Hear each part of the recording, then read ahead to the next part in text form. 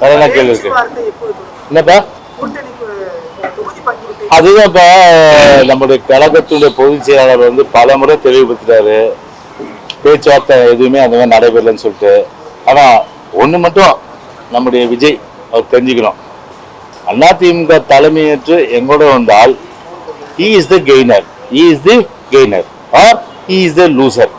கெய்னரா லூசரா அவர் டிசைட் பண்ணிட்டோம். ஓகே, நான் தான் சொல்லிட்டேன்ல. நான் வந்து எனக்கு வந்து மாநில அதாவது எலெக்ஷன் கமிஷன் வந்து ஓட்டர் ஸ்லிப் கொடுத்துருக்கோம். நான் ஓட்டு போடலான்னு போவேன், என் பேர் ஓட்டர் லிஸ்ட்டில் கூட இருக்கும். ஆனால் உள்ளே போனால் விசிட்டிங் ஆஃபீஸரு இல்லை உங்கள் பேர் இல்லை டெலிட்டட்னு இருக்கும். அந்த மாதிரியான வந்து ஒரு குலப்படிகள், ஒரு அடிப்படை உரிமையாக இருக்கின்ற ஜனநாயக கடமை மறுக்கின்ற அந்த செயலில் வந்து கடந்த காலத்தில் இல்லாமல் ஒரு வெளிப்படைத்தன்மையோடு வாக்காளர் பட்டியல் இருக்க வேண்டும். அதற்கு வந்து நம்முடைய தேர்தல் ஆணையம் அதை உறுதிப்படுத்த வேண்டும் என்று அந்த கருத்தை சொல்லியிருக்கின்றோம். அதையும் வந்து அவர்கள் வந்து கவனத்தில் கொண்டுள்ளார்கள். இரண்டாவதாக, இந்த அட்வர்டைஸ்மெண்ட்ஸ் அண்ட் ஹோர்டிங்ஸ் பொதுவாகவே ஒரு கோட் ஆஃப் கான்டக்ட், தேர்தல் நடத்தை விதிமுறைகள் அமலுக்கு வந்துட்டாலே பாரபட்சம் இல்லாமல் பொதுவாகவே அரசியல் கட்சியினுடைய விளம்பரங்கள், தலைவர்களுடைய படங்கள் வந்து முழுமையாக வந்து எடுக்கப்படணும். அது ஒரு கோர்ட்ல ஒரு ஆர்டர் இருக்கு, மறைந்த தலைவர்களுடைய திருவுருவச் சிலைகள் அதை வந்து மூடக்கூடாது. அது சில இடங்களில் குறிப்பாக புரட்சி தலைவர் எம்ஜிஆர், அதே போல் அம்மாவுடைய திருவுருவச் சிலை, மற்ற சில தலைவருடைய அந்த திருவுருவச் சிலை மூடப்பட்டது கூட நாங்கள் கவனத்துக்கு கொண்டு வந்தோம். அது வந்து உணர்ந்து நாங்கள் இன்ஸ்ட்ரக்ஷன் கொடுத்துருந்தாங்க. அதான் வாழ்ந்து கொண்டிருக்கின்ற தலைவர்கள் அவருடைய சிலைகள் இருந்தால் அது வந்து மறைக்கிறோம். அதே போன்று அரசியல் கட்சியினுடைய விளம்பரங்கள், அதே போன்று சுவற்றிகள் எது இருந்தாலும் சரி பாரபட்சம் இல்லாமல் அதை வந்து நீக்கப்பட வேண்டும் என்று அந்த கருத்து சொல்லணும். பொதுவாக என்ன பண்ணுவாங்கன்னா, எங்கள் படம் இருந்ததுன்னா, எங்கள் தலைவர்கள் படம் இருந்ததுன்னா அதை முழுமையாக வந்து என்ன பண்ணுவாங்க, எடுத்து வீசிடுவாங்க. அதே வந்து ஒரு ஆளுங்கட்சி படம் வந்துன்னு வச்சுக்கேன், அதை என்ன பண்ணுவாங்கன்னா பேப்பரை போட்டு ஓட்டுவாங்க, இல்லைன்னா ஒரு ஸ்க்ரீன் துணி போட்டு ஓட்டுவாங்க. அவ்வளோ தூரம் ஒரு சின்சியரான சேவகர்கள். ஏன்னா சின்சியரான சேவகர்கள் யாராலும் ஐடென்டிஃபை பண்ணி மே மாதம் இறுதியில் அதற்குரிய ரிவார்டை நாங்கள் கண்டிப்பாக கொடுப்போம். புரியுதுங்களா? புரிஞ்சுப்பீங்கன்னு நினைக்கிறேன் நான். அதனால் நான் என்ன சொல்கிறேன், அந்த சின்சியரான சேவகர்களுக்கு எலெக்ஷன் கமிஷன் சொல்கிறத பாரபட்சம் இல்லாமல் யார் தான் இருந்தாலும் சரி, இரஸ்பெக்டிவ் ஆஃப் ஆல் பார்ட்டி, உடனடியாக அதை ரிமூவ் பண்ணுங்க. அதை ரிமூவ் பண்ணி தூக்கி போடுங்க, அதுக்கப்புறம் பார்த்துக்கலாம். அதை விட்டுட்டு வந்து பார்த்தீங்கன்னா ஆளுங்கட்சிக்கு நீதி, எதிர்கட்சிக்கு ஒரு நீதின்ற மாதிரி அந்த ரெட்டை நீதியை வந்து அமல்படுத்த வேண்டாம், அந்த கருத்தை சொல்லியிருக்கோம்.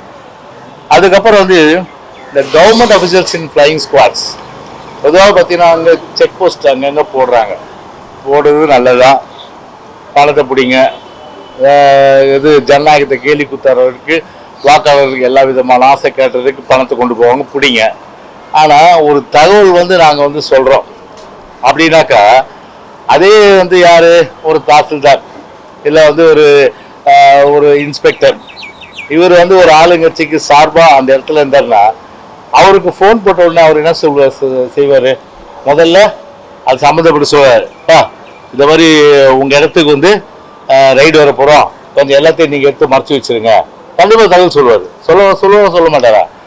அதை மாதிரி வரக்கூடாதுன்னா அந்த ஃப்ளைங் ஸ்குவாட் இருக்கிற ஒவ்வொரு இடத்துலையும் ஏன் இன்கம் டேக்ஸ் ஆஃபீஸர் இருக்காங்க, ரயில்வே ஆஃபீஸர்ஸ் இருக்காங்க, போர்ட்ரஸில் இருக்காங்க, ஏர்போர்ட்டில் இருக்கிறாங்க, அதுக்கப்புறம் வந்து கஸ்டம்ஸில் இருக்காங்க, எக்ஸைஸில் இருக்காங்க, இப்படி எல்லா டிபார்ட்மெண்ட் சென்ட்ரல் கவர்மெண்ட் ஆஃபீஸர் இருக்காங்கன்னா அவங்கள கொண்டு வந்து ஒரு இடத்துல போடுங்க ஃப்ளைங் ஸ்குவாடு.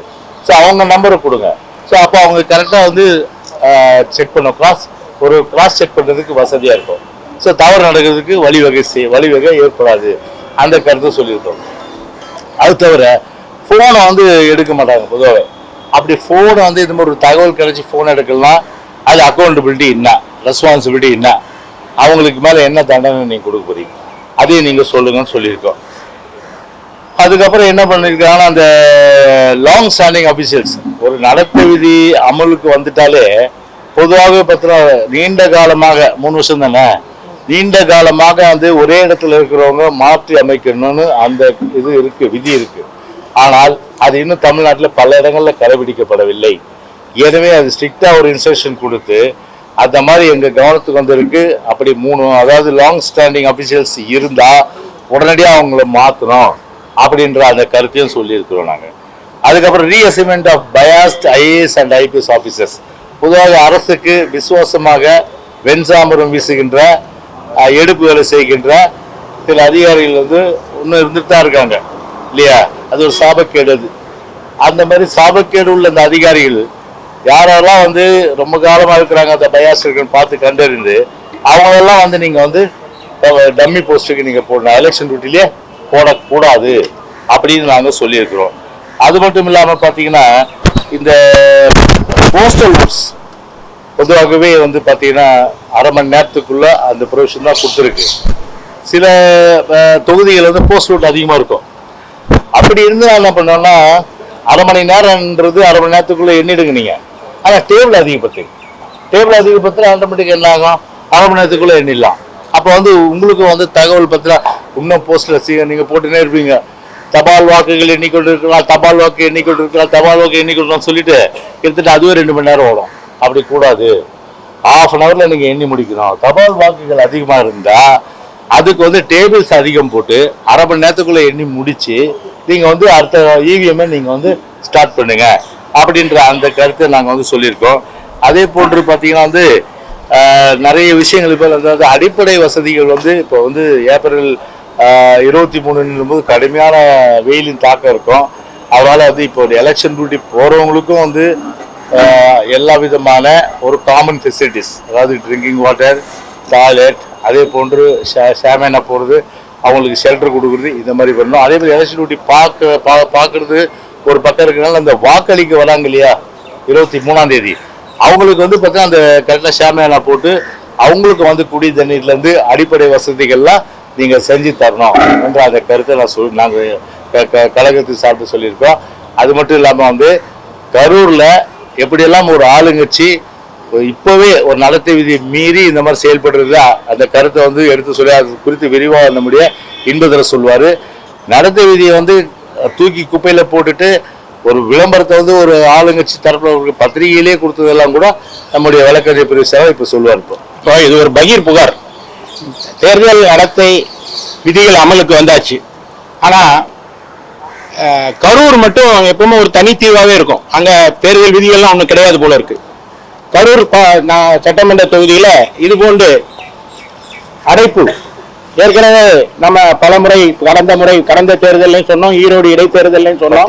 இது போன்ற பட்டிகள் உருவாக்கப்பட்டிருக்கு. இப்போ இது பட்டியோட பரிணாம வளர்ச்சி. முதல்ல ஒரு சின்ன கொட்டகை, அப்புறம் வந்து சாமியானா, இப்போ வந்து ஷெட்டு போட்டிருக்காங்க. இதே மாதிரி ஷெட்டு தொகுதி முழுக்க அமைக்கப்பட்டிருக்கிறது. இந்த ஷெட்டுகள் மூலம் இந்த ஷெட்லாம் என்னன்னா முந்தைய வந்து அவங்க சாலை ஓரம் போட்டிருந்தாங்க. பரிணாம வளர்ச்சி அடைஞ்சு இப்போ எங்கன்னா பட்டா லேண்ட்ல போட்டிருக்காங்க. இதை போய் தேர்தல் அதிகாரிகள்கிட்ட நாங்கள் புகார் கொடுக்கிற போது தனியார் லேண்ட்ல பட்டா லேண்ட்ல ஒரு ஷெட்டு போட்டா அதை நாங்கள் எப்படி தடுக்க முடியும் என்று சட்டத்தை சுட்டிக்காட்டி அங்க இருக்கிற மாவட்ட தேர்தல் அதிகாரி இதுல தலையிடல. ஆனா நான் என்ன கேட்கிறேன் அப்படின்னா, இந்த ஷெட்டு போட்டிருக்கிறது ஒருத்தருடைய இடம் என்னன்னு போய் விசாரிச்சா எங்க வீட்டுல ஃபங்க்ஷன்ங்கிறாங்க. நான் தமிழ்நாட்டில் 45 நாள் ஃபங்க்ஷன் நடத்துற ஏதாவது ஃபங்க்ஷன் இருக்கா? ஒரு திருமணமா இருந்தாலும் சரி, காது குத்து இது மிகப்பெரிய டிஜிட்டல் காது குத்தா இருக்கு. 45 நாள் நடத்துறதுக்கு ஷெட்டு யாராவது போடுவாங்களா?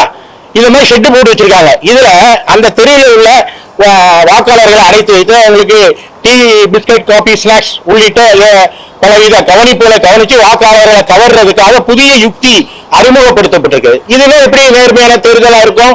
இது எப்படி இது வந்து free and fair election commission சொல்ல முடியும் என்று தேர்தல் தலைமை தேர்தல் அதிகாரிகிட்ட இதை பத்தி நாங்க இன்றைக்கு புகார் மனு அளித்துள்ளோம்.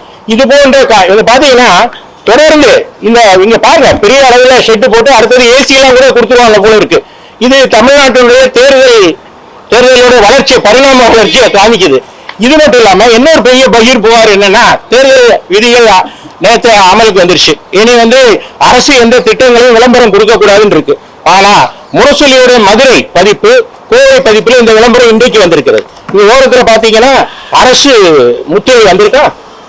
இது குறித்து கேட்டா இது வந்து தேர்தல் ஆணையர்கிட்ட இப்போ நாங்கள் தேர்தல் கமிஷன்ல கம்ப்ளைண்ட் பண்ணும்போது நேற்று பிரிண்ட் பண்ணது நேற்று 2 மணிக்கு இது போயிடுச்சு, சர்க்குலேஷன் ஆயிடுச்சுன்னு ஒரு பதில் சொல்லப்பட்டிருக்கு. அப்படின்னா அது தவறு.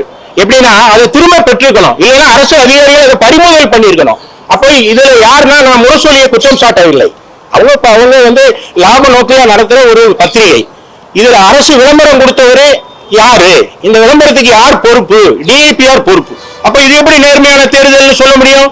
இது போன்று விளம்பரம், அரசு விளம்பரத்தை கொடுத்துட்டு இது போன மாசம்னு சினிமாவை கேள்விப்பட்டிருப்போம். அதே மாதிரி நேற்று கொடுத்த விளம்பரம் அப்படிங்கிற பதில தேர்தல் ஆணையம் ஏற்றுக்கொள்ள கூடாது. இதுக்கு பொறுப்பானவர்களை, இப்போ தேர்தல் ஒரு நோட்டிபிகேஷன் வரலன்னு தெரியல, கொடுத்துட்டீங்க. எத்தனை மணிக்கு? 4 மணிக்கு வருது, 2 மணிக்கு ட்ரெயின்ல போயிட்டு இருக்கோம். அது அப்படின்னா ரயில்வே ஸ்டேஷன்ல போய் அதை வந்து பறிமுதல் பண்ணி அல்லாட்டி முரசொலியை அதை திரும்ப பெற்றிருக்கலாம். நான் முரசொலியை குற்றம் சாட்டவில்லை, ஏன்னா அவங்க வியாபார நோக்கத்தில் நடத்துக்கிற ஒரு பத்திரிகை. அதனால அவங்க ஃபீஸ் வாங்கிட்டு இதை போட்டிருக்கலாம். ஆனா அரசு அதிகாரிகள் என்ன செஞ்சிருக்கணும்? 2 பேர் இதுல கடமை தவறி இருக்காங்க.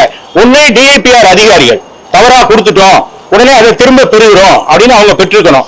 இல்லைன்னா அங்க இருக்கிற மாவட்ட தேர்தல் அதிகாரி. இது கோவை, மதுரை பதிப்புகள்ல இது வெளியே வந்திருக்கு. ஆக இது ஒரு பெரிய வயலேஷன். இங்க பாத்தீங்கன்னா திருச்சி ஒவ்வொரு பதிப்புலையும் வந்திருக்கு, வேலூர், எல்லா இடத்துலயும் இந்த பதிப்பு இப்போ நீங்க போனீங்கன்னா கரைகள்ல தொங்கிட்டு இருக்கு. அப்படின்னா என்னங்க எலெக்ஷன் கமிஷன் என்ன வேலை செய்யுது? எங்க சட்ட ஒழுங்கு இருக்கு? எங்க தேர்தல் நடத்தை விதிகள் எங்க அமலில் இருக்கு? ஒரு அரசு வயலேஷன் பண்ணா, அரசு அதிகாரி வயலேஷன் பண்ணா அதுக்கு யார் பொறுப்பு? அப்படின்னா எப்படி அது நேர்மையான தேர்தலாக இருக்கும் என்று கேட்கிறேன்.